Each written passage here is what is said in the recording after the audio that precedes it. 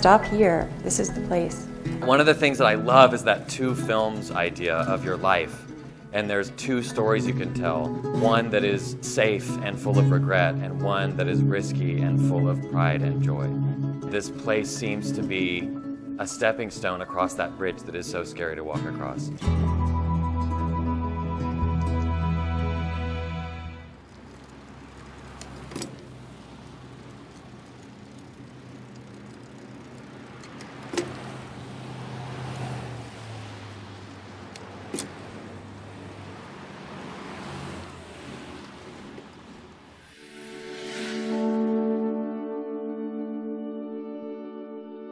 I've met a lot of older people, grandparents, teachers, who give me the spiel of, oh, my life went by so fast. Just yesterday I was 19 or 25, and now I don't know where all that time went. I just blinked and I was 80.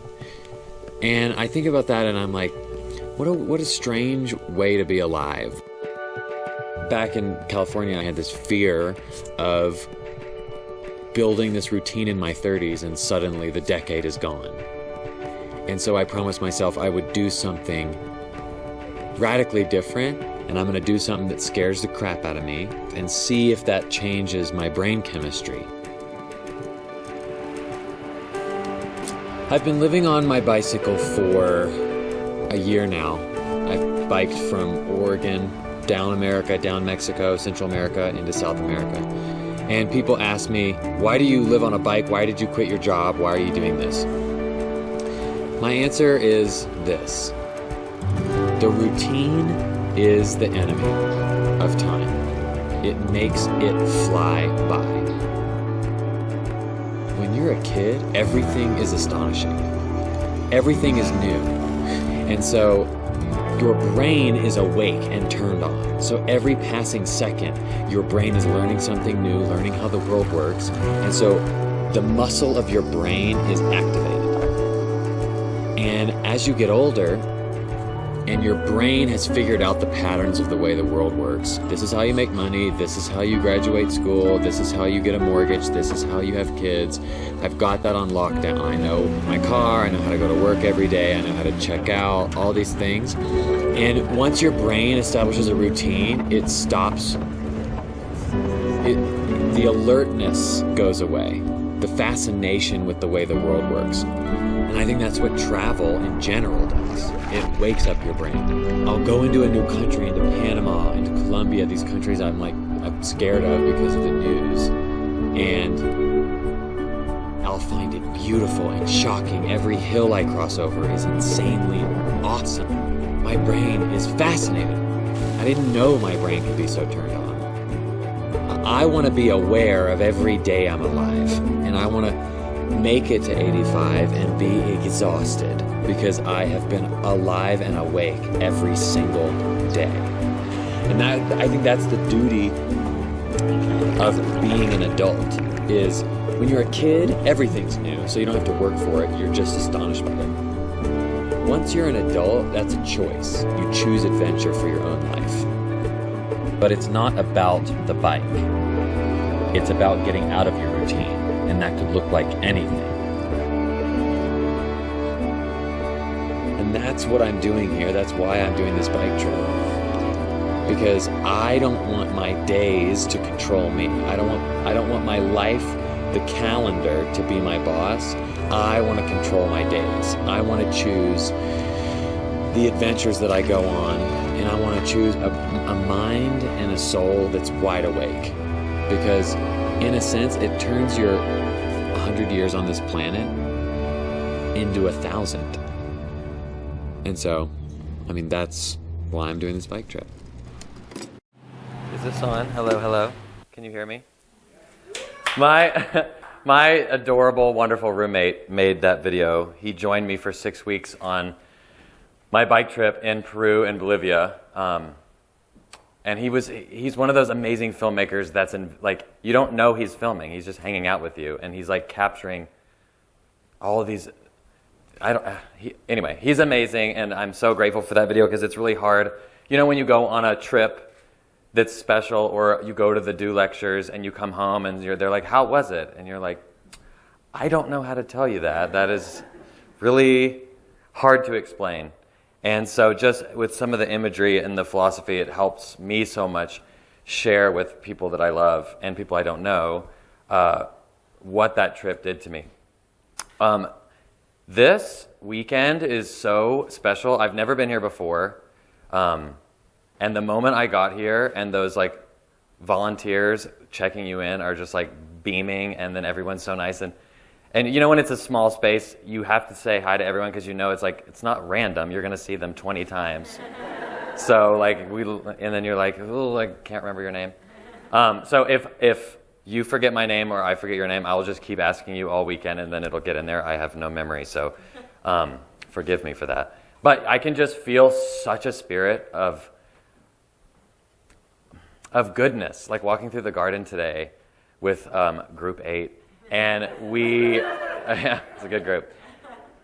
I had this moment where I was like, I wish everyone could experience this. Like everyone, just to work together and make this meal. I'm like already so moved, and I've been here like 35 minutes. I'm going to be a wreck on Sunday. But one of the things that I love is that 2 films idea of your life. And there's like 2 stories you can tell. One that is safe and full of regret, and one that is risky and full of pride and joy. And this place seems to be a stepping stone across that bridge that is so scary to walk across.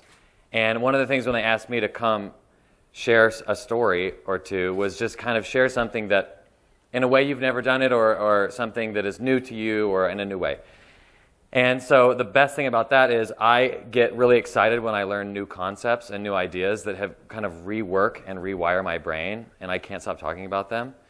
And so this, and the best part about it is it's not my theory, so I can't take credit for it. There's an amazing spiritual teacher named Richard Rohr. Has anyone heard of him? Now you have. He is a Franciscan friar. Yes, they still exist. He's like this sweet, portly little Winnie the Pooh man who lives in the deserts of New Mexico, and he just is a philosopher, like the most profound philosopher. And he talks about the stages of life, and he is this beautiful theologian that sees all paths to truth as equal and important, and we fight for these like doctrines of certainty, whether it's atheism or Christianity or whatever it is. We're obsessed with grappling or grasping certainty. And one of the things he talks about, and I'm going to relate this to my story on my bike trip, so buckle up. He talks about the phases of life as order, disorder, and reorder. Okay? And it's so fascinating. So when you are raised as a kid, I was raised in Nashville, evangelical Christian, imagine it, buckle of the Bible belt, and aggressive. And in 7th grade, I realized I was gay. So I knew from a very early age that I was wrong somehow, which is an intense thing for a child to perceive. But I had this structure of rules, scripture, church, elders, blah, blah, blah. You don't do this, you don't do that, you don't drink, you don't smoke, you don't have sex. And what was so interesting to me, and at this stage in my life where I'm in the midst of reorder, which was my bike trip, was the launch of that, was in this order. Richard Rohr says order is important for a child because children need safety. The world is so confusing. They're so afraid. They need parents that give them rules. Like, if you think about like the Topanga Canyon mom who's like, go, eat the poisonous berries, learn your lesson. It's like they need like a little structure. And without that, there's some confusion and flailing. And so like I am so grateful for the structure that I had, where as a young kid, the world made sense. But, Richard Rohr says, there is such an important second stage, which often happens late teens into your 20s, which is disorder. The structure in which you were raised begins to fall apart. You start to ask questions. And now this happens outside of a religious context. It happens, he says, when the world was made for you and you're doing everything right, school, college, job, you've got your sports car, you're doing the things. So that's order. Disorder starts to happen when those things fail you. one of the most amazing things that Richard Rohr ever said to me was minorities or the disenfranchised, whether it's a sexual minority, whether it's just not a cisgendered straight white male, they actually have a spiritual head start because they know from the beginning that the world was not made for them. And so what that does at an early age is gives you a head start down the road of contemplation, self-analysis, inward seeking, knowing that the trappings will not answer you. And I remember being so impacted by that because from an early age, when I was in 7th grade and realized I was gay, and then like dealing with this and wondering if it's going to pass or whatever, I remember being acutely aware that I was super young and I was like trying to figure out how everything worked and asking the question behind the question because the surface level question wasn't satisfactory. And then I remember thinking like, wow, isn't it interesting that there is such a disproportionate representation in the gay community of artists? Because at that young age, they are forced to evaluate the world and make some sense of it, which would make sense that would manifest itself in art. And so that was just this amazing like liberation for me of knowing that sometimes the thing that you think is not a head start in this world is actually the most important head start, which was access to contemplation and spiritual truth. So I'm in my 20s, my faith is falling apart because I'm asking questions and getting no answers, and I'm just confused, cynical, lost, all these things. And from there, a lot of people get stuck there. And you can see how different, like, society falls into groups. A lot of conservative ideology is in the order zone. They've order. And then disorder, where nothing has meaning and everything is free and whatever, a lot of cynical academics, and they get stuck there. And you don't know why you're discontent in that. You don't have the language for it. But reorder is this third season of life that you cannot jump there. You cannot get there without suffering. You cannot get there without challenges and confusion. You have to go on the journey. But once you get there, you realize what Richard Rohr says, transcend and include. You don't reject, you don't hate the order and the structure that you were liberated from. You thank it for the lesson, the character, and the messages that you now have. You think about so many people who were deeply wounded in their youth, or deeply wounded on the job, spiritually, sexually, whatever, and they dedicate their life to that thing. That thing becomes their meaning. And I think about so many of events in my life that were the most painful, and they became the anchors of of my deepest access to truth, period. And the idea in the reorder box is I look at this faith system that brought community and safety to my childhood, but also a certain level of unsafety and disquiet in my spirit that set me up to become my own champion. Without a dragon, there is no night. Without self-doubt and self-confusion and hatred, there is no triumph above that. And I just live with such gratitude for that. So now I'm like, I was really confused in my 20s and just, I missed like worship in church. I missed the like routine, the beautiful routine of like seeing your friends every Sunday and like that sense of meaning. And in that disorder, I was just like, I just didn't feel right.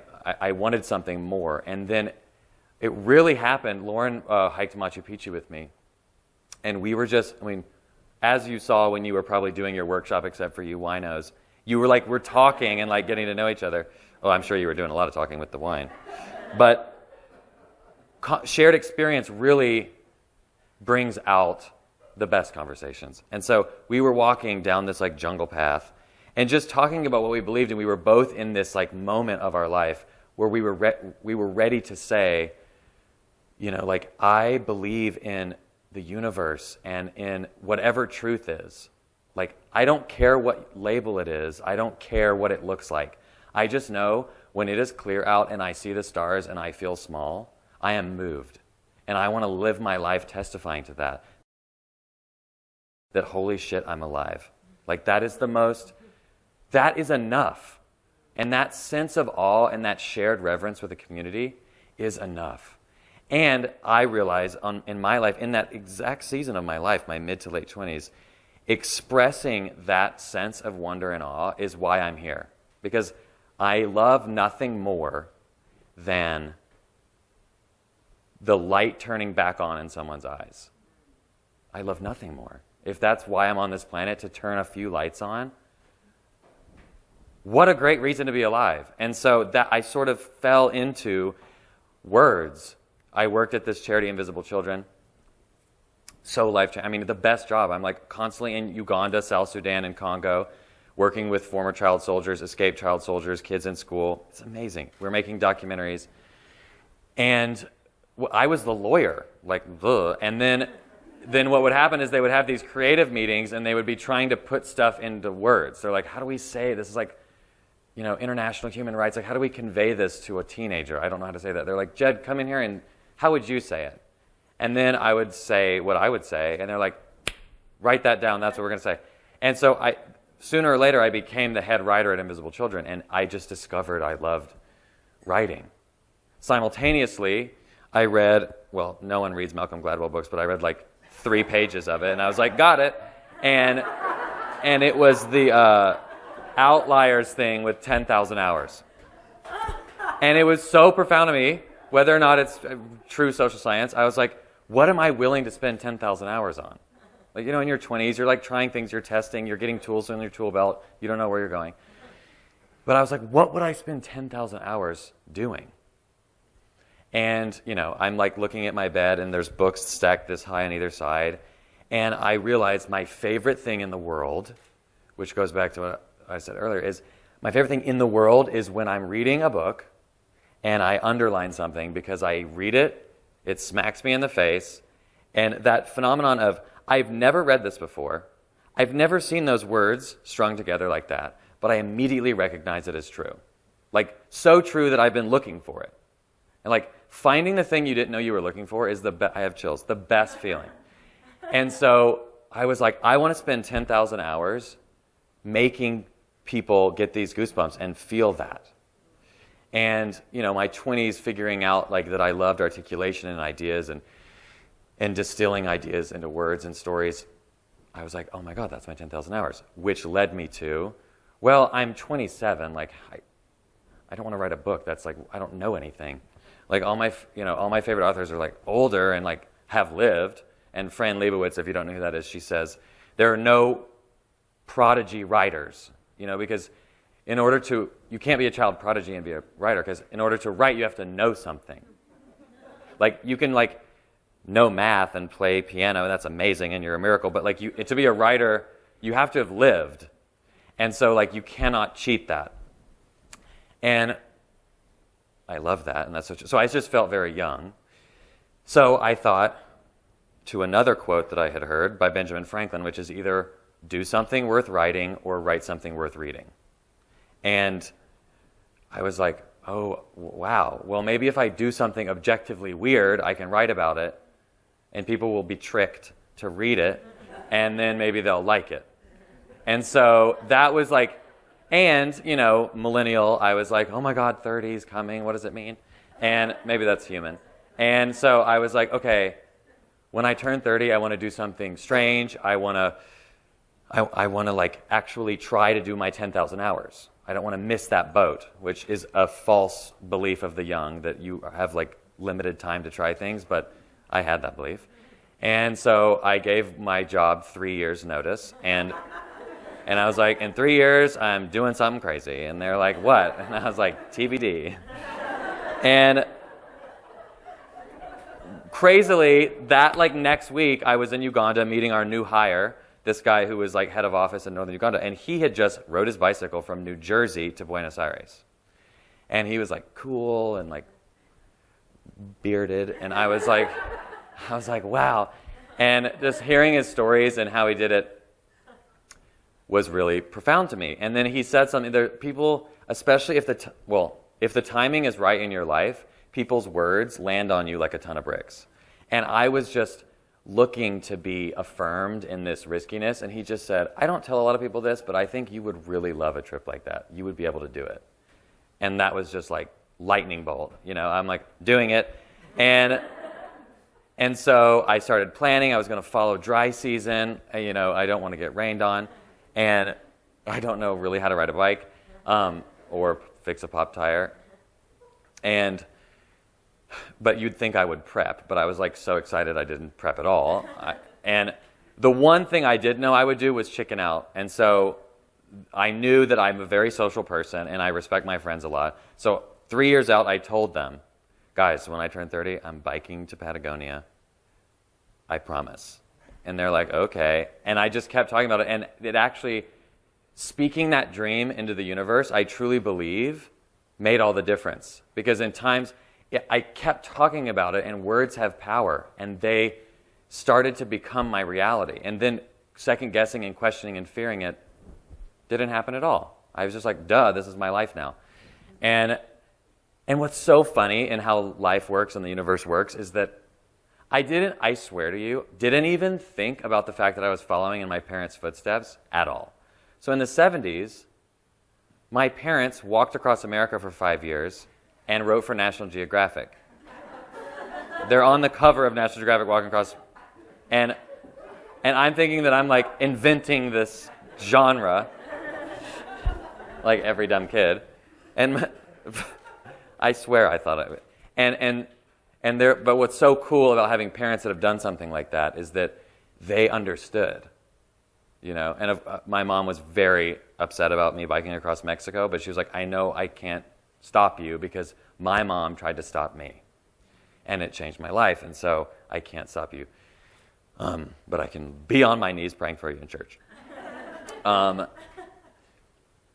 It's just that serendipitous experience of life when you start to click into, I believe, that season of reorder, where you have no enemies, where you finally figure out what it is you're trying to say on this planet. And I feel like I figured that out. And once, in my mind only works through analogy, and in my mind, like, until I committed myself to, like, becoming a writer and going on this journey, I felt like I had like a bag full of gears, like laying on the ground, just gears. And I never even knew they were meant to fit together. And then as I started taking steps towards this like desire of my heart to express things and being affirmed by my community, the gears started to click together, and I felt more alive. I felt more myself in such a liberated, crazy way. And I think, I'm horrible with memory, but I think there's an Annie Dillard quote that's like, I did not know I was a bell until I was lifted and struck. I did not know. I was just a piece of metal on the ground. And I felt this step of faith I was being struck daily, just astonished.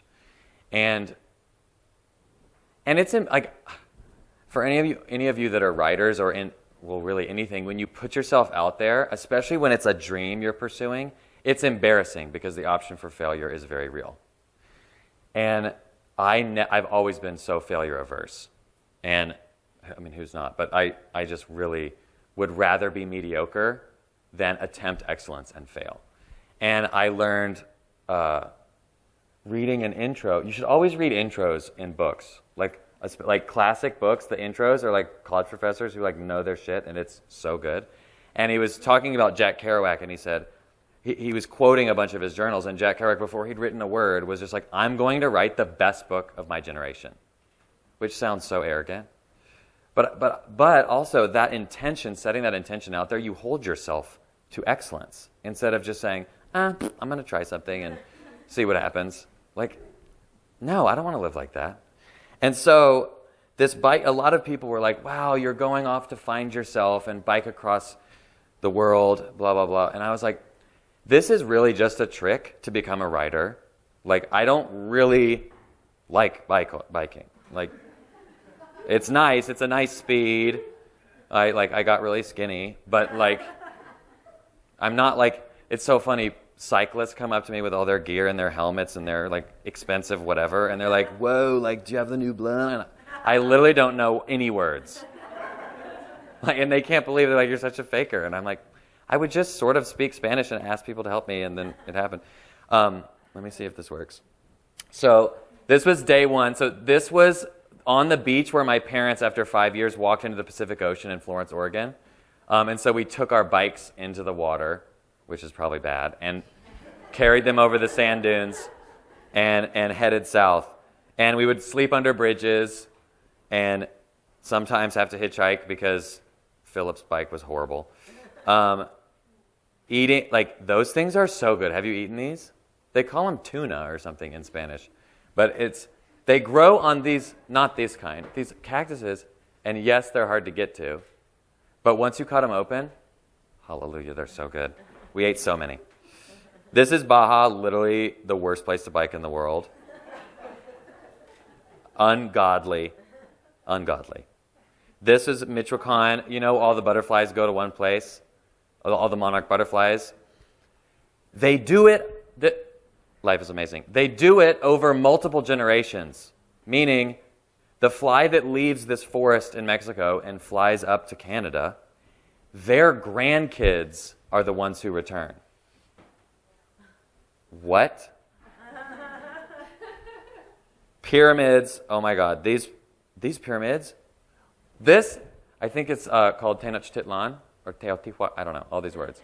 This was covered in grass when the conquistadors came to take over the Aztec.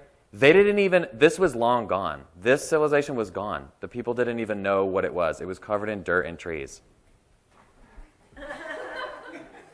Every day in Mexico is this. Every single day. I don't know how many saints there are to celebrate. I swear to God, every day. Every town. But how great is that? This is Peru. Deal with that. Okay, this is maybe my favorite story of the trip. We're in the Amazon. There's more mosquitoes than you can imagine.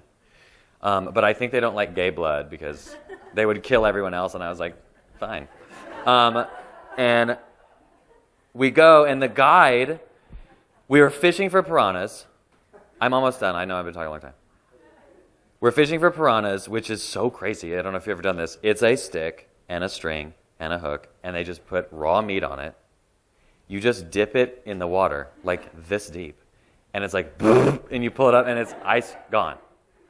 And the only way to catch them is you have to, like, in that moment, yank, and then you'll maybe catch one. And we caught a lot, actually. This one German girl caught hundreds. She was just like, it was so amazing. So right after we're fishing for piranhas, we come around the bend. Literally 5 minutes later, we were like there in the same river, 5 minutes away. And the guy goes, there are dolphins here. Jump in and swim with them. And I'm like, what? No. But everyone was so scared, and I have a death wish. So I was like, yes. And I dive in, and I'm swimming. And the water is so brown, you can't see anything. Like, you can't see this. But he threw me an empty 2-liter Coke bottle. So it was just plastic. And he's like, they love this. And I take it, but I'm scared to have my feet underwater very far. So I put it under my butt, and I'm floating. Kind of like, yeah. And I have a GoPro, because, like, that's what you do. And I'm holding it underneath me, knowing that you'll never see anything. And you probably saw that sea monster in the video. That thing, so I can't see anything. And the guy's like, it's coming for you from the boat. And I'm like, duh. Underwater, this monster, I feel it start poking me with its nose. Underwater, black water is the scariest thing ever. But I'm loving it, like screaming. Mariah Carey notes, like early 90s Mariah. Not now. And this thing, because it doesn't have hands, starts wanting to feel me. So it opens its jaws, which are this long, like teeth, and it's nom-nomming my leg like this. Just like corn on the cob, this one, and I am losing my mind. And it's just fascinated with me. And it was the most because I didn't know there was such a thing as a freshwater Amazon River dolphin that came into the Amazon 2 million years ago. This dolphin here, this part of the Amazon's in Bolivia. It's like 2,400 miles from the ocean. And so they've fully evolved in this river. They're the king of the river. The reason it was okay to swim there because the piranhas are scared of them. And this thing just wanted to play with me. And it bit my ankle and started pulling me through the water, like playing, to the point where its teeth drug across my ankle and made me bleed. And I was like, I'm bleeding in piranha water. And he was like, you get out now. But I don't know if you can see him. He's like so happy. Look at his smile. You can't see the teeth, I promise. So then I crossed into northern Argentina. Oh my gosh, the Andes. And what's so amazing is my intention was to learn a voice of writing, to regain my sense of wonder, spirituality, meaning in life, the thing I had shed and lost. I wanted to find that through discovery, through travel.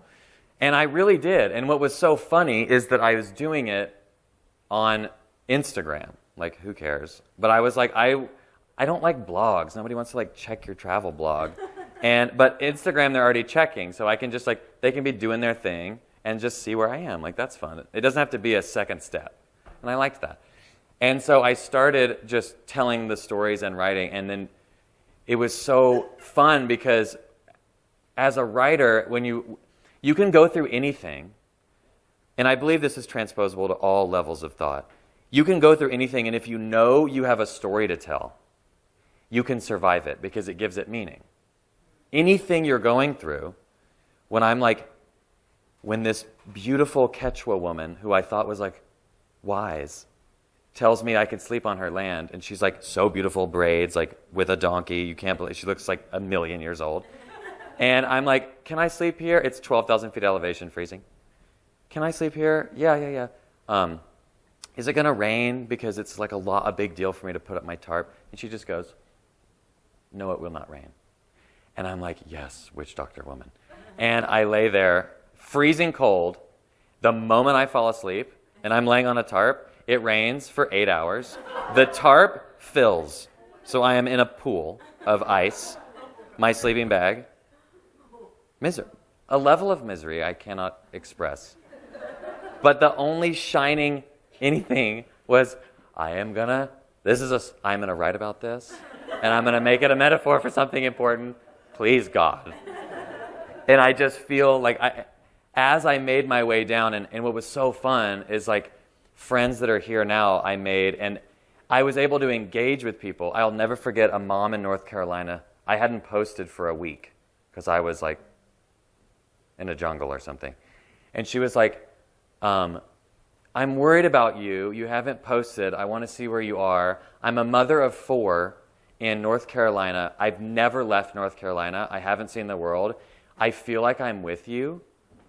Thank you for showing me how beautiful the world is.